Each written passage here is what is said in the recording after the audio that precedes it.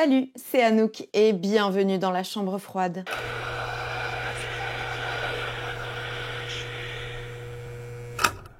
Dans cette vidéo, je vais vous faire mon top 5 des meilleurs films de vampires. Je pense que tout le monde sait ce que c'est un vampire et à quel point il a fait et il fait encore les beaux jours du cinéma d'horreur et de genre. J'avais envie tout simplement de parler de ces créatures si mystérieuses. Donc dans ce top ultra dur à faire, je n'ai bien sûr pas mis le film Nosferatu, sorti en 1922 de Friedrich Wilhelm Murnau en Allemagne, tout simplement parce que pour moi il est inclassable tant son histoire et son importance est immense. Donc du coup, tu l'as compris, un chef-d'œuvre que tu dois absolument voir au moins une fois dans ta vie. Je n'ai pas mis non plus les films dont j'ai déjà parlé dans d'autres vidéos, comme par exemple le film Morse de Thomas Alfredson, qui, je pense, aurait pris facilement la deuxième place ou la première place. Donc tu l'as compris, c'est un film que je te conseille très fortement aussi. Et d'ailleurs, si tu veux en savoir plus, je te conseille de regarder cette vidéo. Bref, lançons-nous dans ce top 5 des meilleurs films de vampires. Et à la 5e place, j'ai mis le grand film Le Cauchemar de Dracula de Terence Fisher, sorti en 1958, et c'est un film qui nous vient du Royaume-Uni. Dans ce classique, c'est avec Jonathan Harker qu'on se retrouve. Il accepte comme ça, au calme, un travail chez le comte Dracula. Mais il s'avère que c'était juste un prétexte. Alors, dans ce film que j'adore, on retrouve évidemment le grand Christopher Lee et il nous fait un Dracula charismatique, imposant mais également avec une brutalité animale. Un vrai prédateur effrayant et sophistiqué à la fois. Il y a aussi bien sûr l'acteur Peter Cushing qui nous fait, comme à son habitude, une super performance dans le rôle du professeur calme et méthodique. Le Cauchemar de Dracula est devenu un film emblématique durant la période de l'âge d'or de la Hammer Film Production. D'ailleurs, si ça t'intéresse et que tu as envie que je te fasse une vidéo sur cette production, dis-le moi en commentaire. Terence Fincher nous offre un film gothique, élégant, tout en restant menaçant.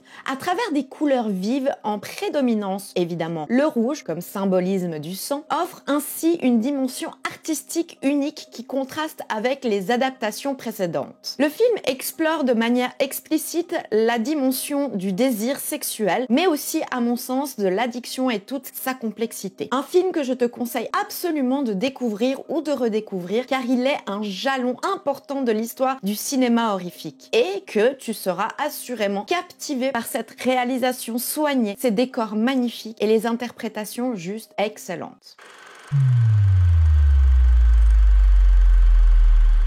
Et en 4e position, j'ai mis le film Dracula de Francis Ford Coppola, sorti en 1992 et qui nous vient des États-Unis. Dans ce film, on suit aussi Jonathan Harker qui part pour un travail dans le château du comte Dracula. Et oui, encore. Quand un jour, le maître des lieux découvre le portrait de la femme de Harker, c'est le bouleversement total. Ah, il était difficile de pas faire ce top sans le film Dracula de Francis Ford Coppola. Et qui est d'ailleurs, comme le film précédent, une adaptation du livre de Bram Stoker. Dans ce film, j'aime la façon dont le réalisateur utilise une approche stylistique riche et qui rend clairement hommage au cinéma classique. Mais il réussit à innover visuellement par ses jeux de lumière, ses effets spéciaux et les maquillages qui nous renvoient sans lourdeur à une atmosphère gothique et fantastique. Bien sûr, les acteurs et les actrices nous proposent une interprétation que je trouve juste formidable, mais tout particulièrement Winona Ryder dans le rôle de Mina. Un rôle difficile et à première vue réducteur. Mais elle nous offre une Mina captivante qui t'embarque dans son évolution conflictuelle. Les personnages masculins, quant à eux, sont aussi excellemment interprétés, bien sûr, même si ils sont vraiment tous problématiques. Il n'y en a pas un pour rattraper l'autre. Tu seras également touché, je pense, par la bande originale qui contribue fortement à l'ambiance et à la profondeur de cette œuvre. Dracula nous parle, entre autres, avec profondeur du désir, du vice, de la dualité, de la tentation problématique, mais aussi du deuil. Bref, un film qu'il faut que tu regardes si ce n'est pas déjà fait. Non seulement parce que c'est une adaptation géniale de ce mythe, mais également c'est une référence incontournable dans le genre romance gothique.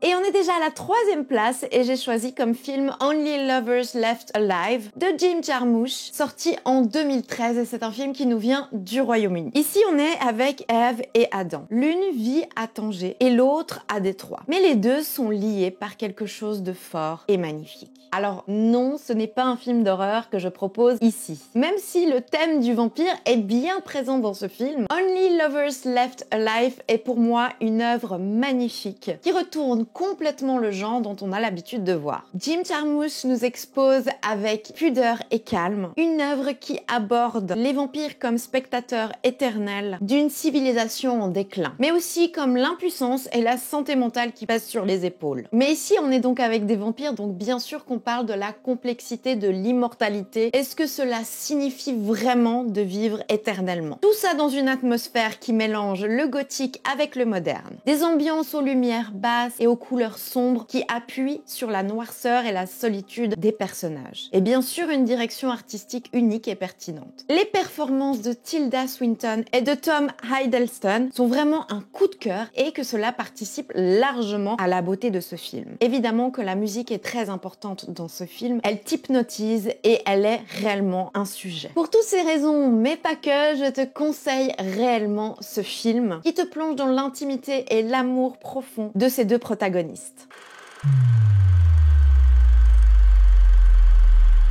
On est déjà à la 2e place et j'ai choisi le film Fright Night de Tom Holland, sorti en 1985 et c'est un film qui nous vient des États-Unis. Dans ce film, on se retrouve avec Charlie, un adolescent comme les autres. Il vit avec sa mère dans un quartier plutôt tranquille. Mais un jour, sa curiosité l'amènera à espionner son voisin. Et tu penses bien que c'est loin d'être une bonne idée. Et oui, je sais, je lui ai mis la 2e place parce que même si ce n'est pas un film très profond, c'est un film que je trouve tellement cool et tellement fun que voilà, dans mon cœur, il mérite tout à fait sa place. Et franchement, il a un côté humoristique qui ne se prend pas du tout au sérieux et putain, ça fait vraiment du bien. Mais il a aussi évidemment un très bon équilibre entre les moments qui poussent vers la peur et les moments qui poussent vers le rire. Ce qui rend le film très digeste et accessible. Il a franchement des effets et des maquillages convaincants pour l'époque et qui a pas trop mal vieilli. Je dirais même qu'ils font intégralement partie du charme de ce film. Et bon, franchement, l'intrigue te tient en haleine et les personnages sont certes très caricaturaux, mais moi je les trouve cool et bien interprétés. Bref, un film extrêmement fun, efficace et culte que tu dois voir au moins une fois dans ta vie. Et on passe au dernier film, au premier, à celui que j'aime de tout mon cœur, mais vous savez même pas à quel point.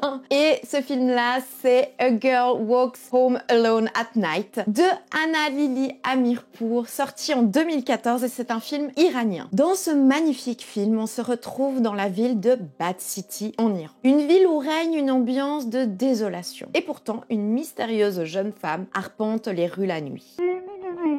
Oui, je sais, j'ai dit que je n'allais pas mettre dans ce classement des films dont j'ai déjà parlé dans d'autres vidéos. Mais c'est une vidéo qui date pas mal, donc ça va. C'est bon. Et puis en vrai, je me suis retenue de mettre d'autres films de vampires dont j'avais déjà parlé. Et en même temps, j'ai envie de dire, c'est moi qui écris ces vidéos, donc je fais ce que je veux, en fait. T'as compris? Bref.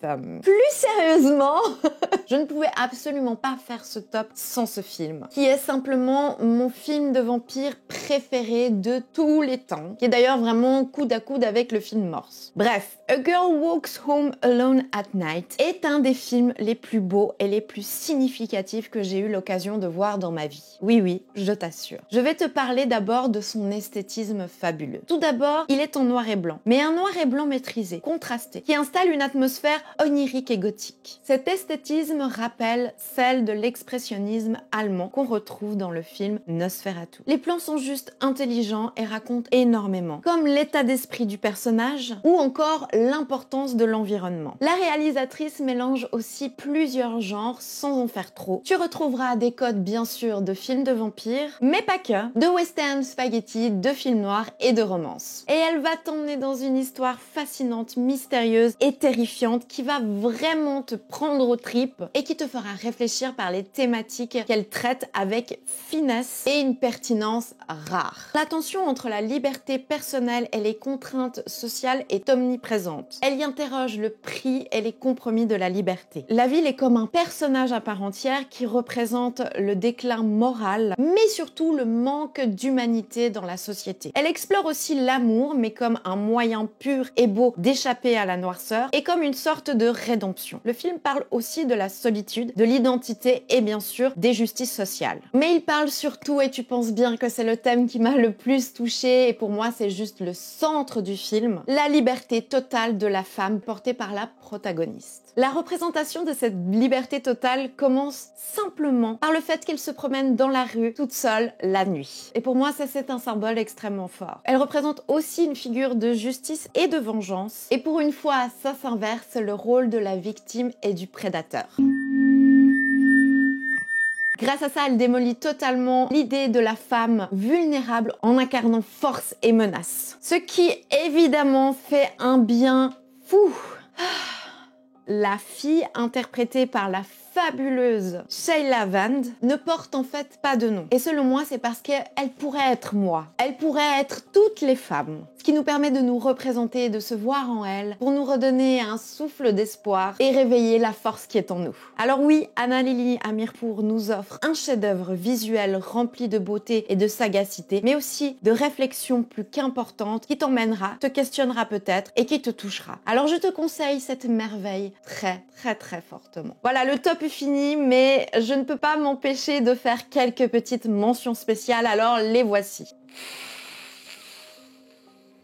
Le Dracula de 1931 qui est un énorme chef-d'œuvre. What We Do in the Shadows dont je t'ai déjà parlé et qui me fait absolument mourir de rire. Thirst, un film coréen dont je t'ai aussi déjà parlé et qui est incroyable. Vampire humaniste, recherche suicidaire, consentant et que je t'ai aussi déjà parlé et que je te conseille fortement. Voilà, c'est tout pour cette vidéo spéciale vampire. N'oublie pas de me dire en commentaire ton top 5. Sinon, j'espère que la vidéo t'a plu et si c'est le cas, ben tu sais comment me soutenir. Et si tu as envie de me soutenir encore plus et que tu peux le faire, je te rappelle que j'ai ouvert un compte Tipeee qui se trouve en description. Elle est simplement là pour m'aider à continuer à faire des contenus horrifiques ici et sur les autres plateformes. Mais surtout, n'oublie jamais de regarder dans ton placard. Ciao!